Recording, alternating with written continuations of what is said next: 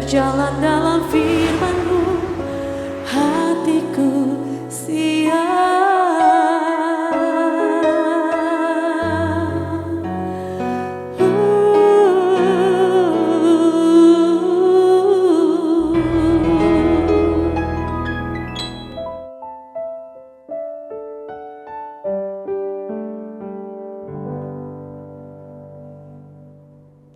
Salam, God lover yang dikasihi oleh Tuhan Yesus, senang boleh bersama kembali dalam program Raise in God. Bersama-sama kita akan menghampiri, menikmati hadirat Tuhan, mempersembahkan korban syukur kita dan merenungkan kebenaran firman Tuhan yang akan memberi kita ketenangan hati, memberi kita arah bagaimana kita melewati berbagai permasalahan dalam hidup kita.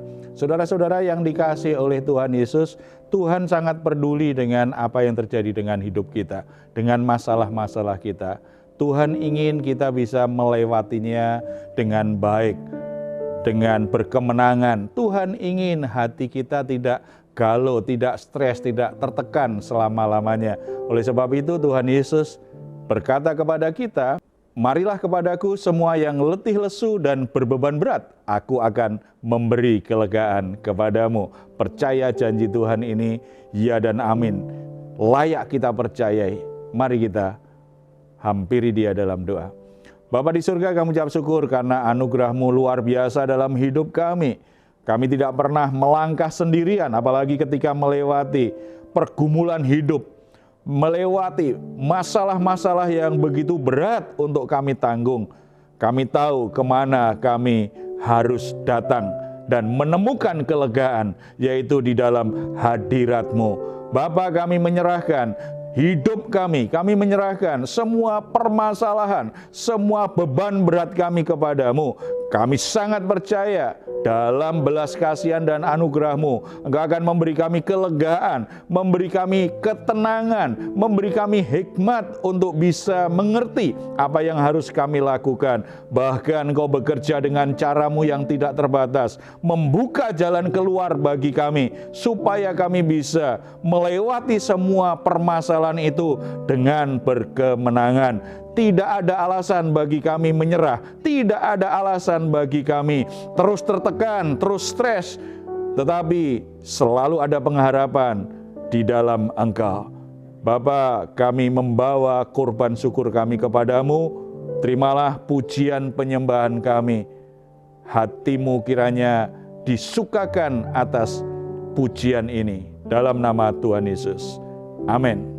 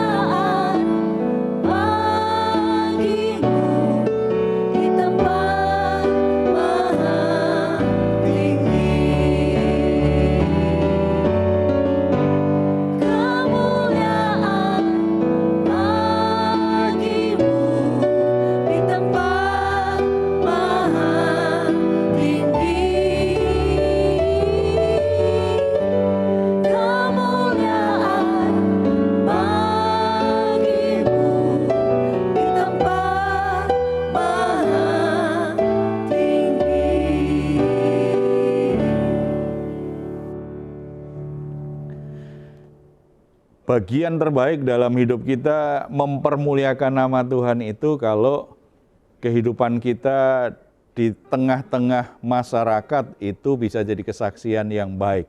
Oleh sebab itu, sebagai orang Kristen, kita mesti berani tampil beda. Bukan karena kita ingin mendapat perhatian atau karena kita ingin mencari pujian orang. Berbeda di sini dalam arti hidup kita harus memancarkan iman kita yang sesungguhnya. Hidup kita menjalani kebenaran firman Tuhan seperti yang sesungguhnya. Kehidupan baru kita itu sungguh-sungguh menjadi sebuah kenyataan hidup yang kita jalani hari-hari. Saudara-saudara yang dikasihi oleh Tuhan Yesus, ada banyak orang Kristen kadang-kadang menjadi batu sandungan dan orang akhirnya kan berkata, tidak ada bedanya ikut Tuhan sama ikut setan. Tidak ada bedanya ke gereja atau enggak ke gereja. Itu tidak boleh terjadi.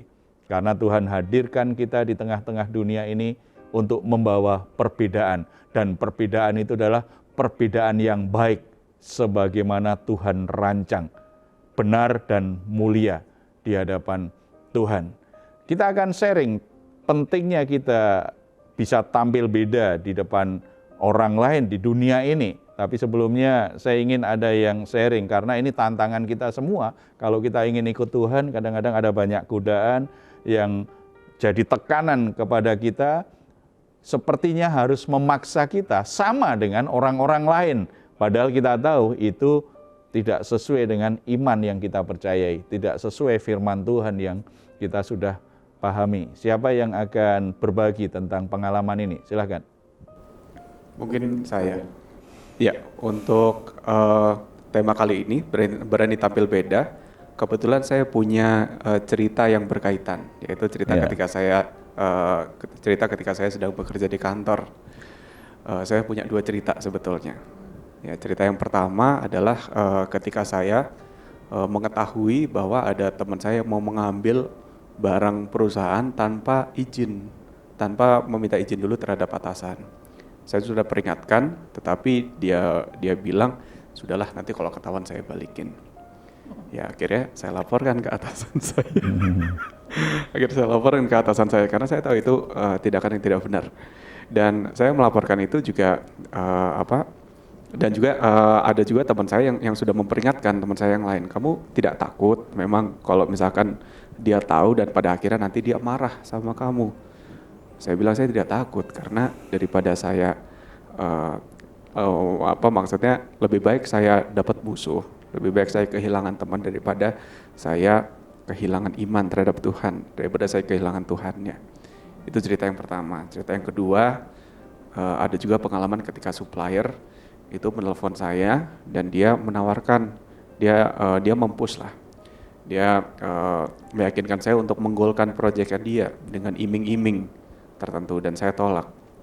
Ketika saya tolak, dia berusaha untuk membujuk kembali dengan bilang, oh si A juga ini kok Pak, si A tuh teman Bapak juga saya kasih kok Pak, dia juga oke-oke aja.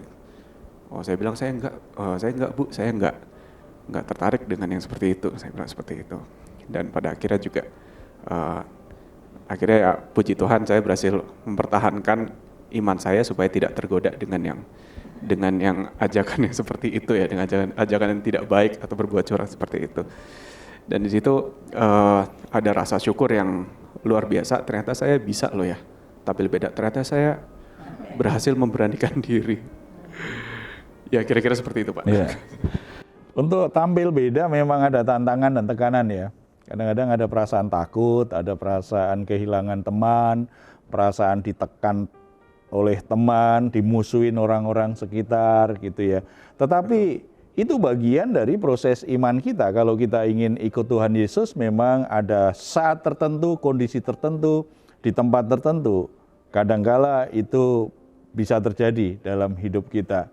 Makanya kalau serius ingin ikut Tuhan, siaplah untuk kehilangan teman kalau memang harus. Tetapi itu bukan keinginan kita.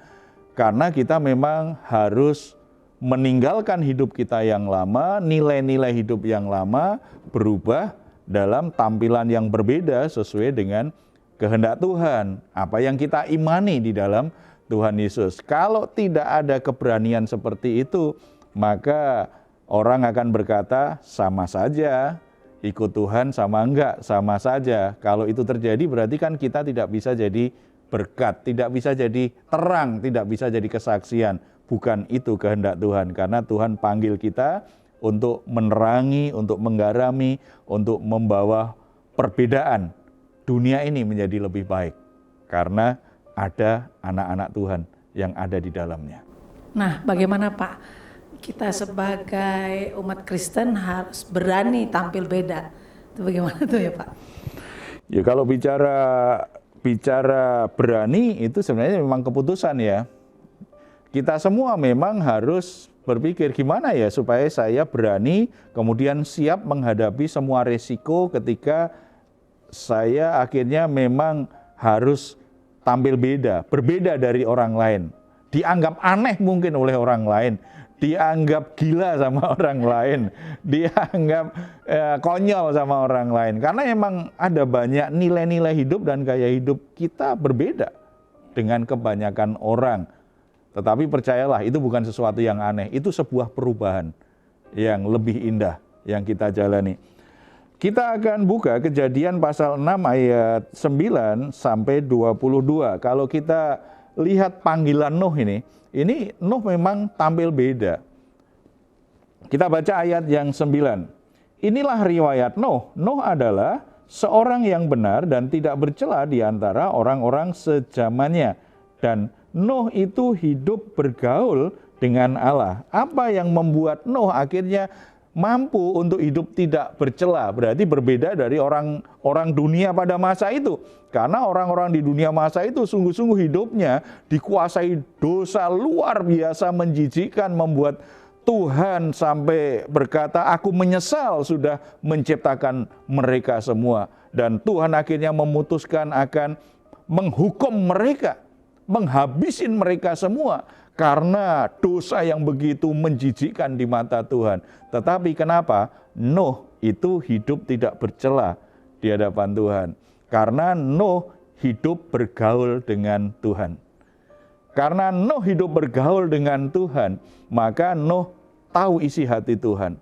Hidup Nuh sangat dipengaruhi oleh Tuhan. Kita ini kan sangat terpengaruh, sangat dipengaruhi oleh seseorang yang dekat dengan kita. Makanya kalau kita bergaul dengan orang berdosa, kita akan mudah jatuh dalam dosa. Kita bergaul dengan orang yang suka gosip, kita jadi juga penggemar gosip. Kita bergaul dengan orang yang suka mabuk-mabukan, kita akan jadi pemabuk. Kita bergaul dengan orang yang pakai narkoba, kita akan mudah masuk dalam kebiasaan untuk memakai narkoba. Kita sangat dipengaruhi orang yang dekat. Kita dekat dengan siapa, itu sangat mempengaruhi, sebagaimana kita juga mempengaruhi dia. Apalagi kalau kita dekat dengan seseorang yang punya wibawa, punya karisma yang begitu besar, maka kita sangat dipengaruhi sekali sama orang itu. Nah, kalau dengan bergaul dengan manusia saja, itu kita bisa terpengaruh, apalagi bergaul dengan Tuhan yang sempurna, yang luar biasa, yang begitu hikmat yang luar biasa, memiliki hikmat luar biasa, kekudusan yang tiada tercela. Ketika kita bergaul dengan Tuhan, maka kita akan dipengaruhi oleh kekudusan Tuhan, dipengaruhi oleh hikmatnya Tuhan, dipengaruhi oleh wibawanya Tuhan, dipengaruhi oleh hal-hal yang baik, yang benar, yang dari Tuhan. Nuh hidup tidak bercela karena bergaul dengan Tuhan, lebih dari bergaul dengan orang-orang yang berdosa di masa itu. Banyak orang Kristen pengen berubah hidupnya, pengen hidup menjadi baik, tetapi tetap aja bergaul dengan orang berdosa yang teman berdosanya dulu, ya akan kembali pada dosa-dosanya. Gitu. Jadi harus ada keputusan tegas, mau bergaul dengan siapa? Bergaul dengan Tuhan yang paling utama. Itu harus lebih dari bergaul dengan orang-orang di sekitar kita. Nah, kalau kita bergaul dengan Tuhan baik, kita pasti dengan orang sekitar baik. Jangan juga takut berkata begini, nanti kalau saya banyak memberi waktu berkualitas, bergaul dengan Tuhan, saya kehilangan teman. Memang ada teman yang akan meninggalkan kita. Tetapi sebenarnya kalau kita bergaul dengan Tuhan, hati kita makin lama makin dimurnikan, dikuduskan. Kalau kita alami perubahan di dalam Tuhan, maka begitu kita bergaul dengan orang lain, pasti kita akan tampil beda. Kita menjadi pribadi yang memancarkan kemuliaan Tuhan, mengalirkan kasih Tuhan. Pikiran-pikiran kita sangat dipengaruhi oleh pikiran Tuhan, oleh kebenaran firman Tuhan. Itu akan membuat kita menjadi pribadi yang benar-benar memang seperti yang Rasul Paulus katakan. Kita menjadi surat terbukanya Tuhan Yesus. Orang bisa membaca hidup kita, ternyata tulisannya itu banyak cerita tentang Tuhan yang mengasihi kita. Tuhan yang bekerja dalam hidup kita. Bergaul dengan Tuhan. Lebih dari semua kesibukan kita harus menjadikan hubungan kita dengan Tuhan harus lebih penting, harus lebih utama. Bahkan lebih dari semua aktivitas pelayanan kita, hubungan kita dengan Tuhan harus lebih utama. Jangan sampai kesibukan kerja, jangan sampai kesibukan pelayanan membuat kita nggak ada waktu untuk bergaul dengan Tuhan, untuk membangun hubungan yang dekat dengan Tuhan, untuk berkomunikasi, berdialog, berkonsultasi dengan Tuhan. Karena kesibukan yang luar biasa tidak boleh. Pelayanan tidak boleh merebut Tuhan dari hati kita. Tuhan yang utama. Karena saya mengasihi Tuhan, karena saya dekat dengan Tuhan, karena saya menghormati Tuhan, makanya saya melayani, tidak boleh dibalik. Tidak boleh dibalik. Karena saya mengasihi pelayanan, karena suka melayani, maka ya kalau ada waktu saja bergaul dengan Tuhan. Itu terbalik. Itu akan membuat hidup kita rapuh dan kita akan mudah jatuh dalam pencobaan. Kita akan tampil beda, tetapi bedanya beda yang jadi batu sandungan. Bukan beda yang jadi kesaksian yang baik. Jadi kekuatan untuk tampil beda apa? Yang pertama berarti bergaul dengan Tuhan. Memiliki hubungan yang dekat dengan Tuhan. Yang kedua, ini yang dilakukan Nuh ya. Yang pertama dia bergaul dengan Tuhan, maka hidupnya tidak bercela. Kemudian setelah Nuh mendapatkan anugerah untuk membangun bahtera yang begitu besar, setelah mendengar semuanya, ayat 22. Lalu Nuh melakukan semuanya itu tepat seperti yang diperintahkan Allah kepadanya, demikianlah dilakukannya. Berarti Nuh ini pribadi yang memang punya ketaatan yang sangat murni di hadapan Tuhan. Dia melakukan apa yang diperintahkan Tuhan, tepat seperti yang diperintahkan Tuhan. Nuh ini tipe orang yang imannya itu tulus. Jadi kalau beriman itu tidak menjadikan akalnya menjadi pertimbangan utama. Enggak. Artinya yang Tuhan perintahkan kepada Nuh itu kan sesuatu yang tidak masuk akal. Di masa itu membangun bahtera, kapal yang begitu besar. Belum pernah satu kali pun orang membangun kapal begitu besar. Dan jangka waktunya begitu lama. Dia diolok-olok orang, dia dilecehkan orang, dihina orang, dianggap orang gila ini. Tetapi bagi Nuh, perintah Tuhan segalanya. Kenapa dia sampai bisa seperti itu? Karena dia bergaul akrab dengan Tuhan. Dia tahu betul bahwa Tuhan itu tidak pernah mempermainkan dia. Bahwa Tuhan itu tidak akan membuat hidupnya menderita. Tuhan tahu betul bahwa Tuhan itu ketika dia memberi perintah, itu pasti satu kebenaran. Sesuatu yang memang benar. Dia lakukan, dia percaya, dia lakukan tepat seperti yang diperintahkan Tuhan. Saudara-saudara, kenapa kita sebagai orang Kristen kadang-kadang jadi batu sandungan? Kita milih-milih ayat yang kita anggap cocok untuk kita terapkan. Kalau kita anggap, wah ini nggak cocok, ini di lingkungan saya, kita nggak terapkan. Padahal kita sudah baca ayat itu berulang-ulang, kita sudah dengar khotbah berulang-ulang, karena kita anggap tidak cocok, maka kita nggak lakukan. Kita hanya melakukan yang kita anggap cocok, yang kita anggap masuk akal, yang kita anggap sesuai dengan keinginan kita. Maka ketika kita keluar dan bergaul dengan masyarakat, kita nggak bisa tampil beda, memancarkan kasih dan kemuliaan Tuhan. Bukan kita yang menentukan ayat mana yang harus kita lakukan, tetapi Tuhan yang menentukan ayat mana yang harus kita lakukan. Makanya kalau kita jadi orang Kristen, jangan kita yang menentukan ayat ini cocok untuk aku, ayat ini nggak cocok, ini untuk orang lain saja. Jadi yang cocok-cocok untuk kita saja, yang akhirnya kita percayai, kita praktekkan, yang lain kita tidak praktekkan. Kita tidak bisa memilih-milih seperti itu, karena Dia adalah Tuhan, Dia adalah penguasa, Dia punya otoritas terbesar dalam hidup kita. Kita punya kewajiban untuk tunduk dan mentaatinya. Kalau ingin tampil beda, jadilah orang Kristen yang menjadikan Yesus Kristus Tuhan yang berdaulat penuh atas hidup kita.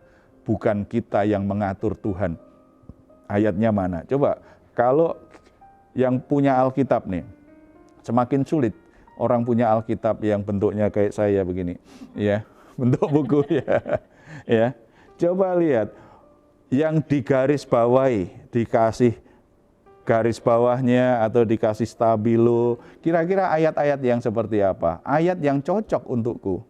Yang nggak cocok dilewatkan. Apalagi ayat yang memerintahkan kita untuk bertobat, memerintahkan kita untuk melepaskan hak kita, memerintahkan kita untuk meninggalkan keinginan-keinginan hawa nafsu kita, yang sifatnya perintah, yang sifatnya kita nggak suka, yang sifatnya pengorbanan, penyangkalan diri. Mungkin jarang dikasih tanda, tetapi kalau ayat-ayat yang menguntungkan, yang kita sukai, yang cocok, itu kita kasih tanda betul. Kita hafal, kita tulis, kita tempel di dinding, karena kita punya alasan, Tuhan harus penuhi ini, Tuhan harus penuhi ini.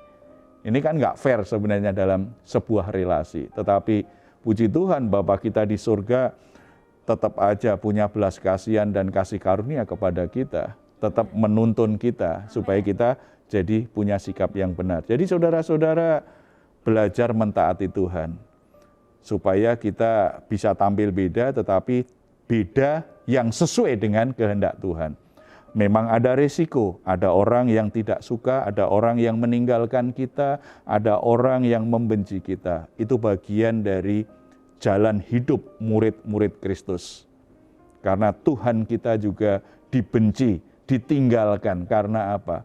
Menjalani, menggenapi rencana Tuhan. Kita murid-muridnya seharusnya berani mengikuti jejak Tuhan, pikul salib, sampai kemuliaan Bapa di surga dinyatakan dalam hidup kita.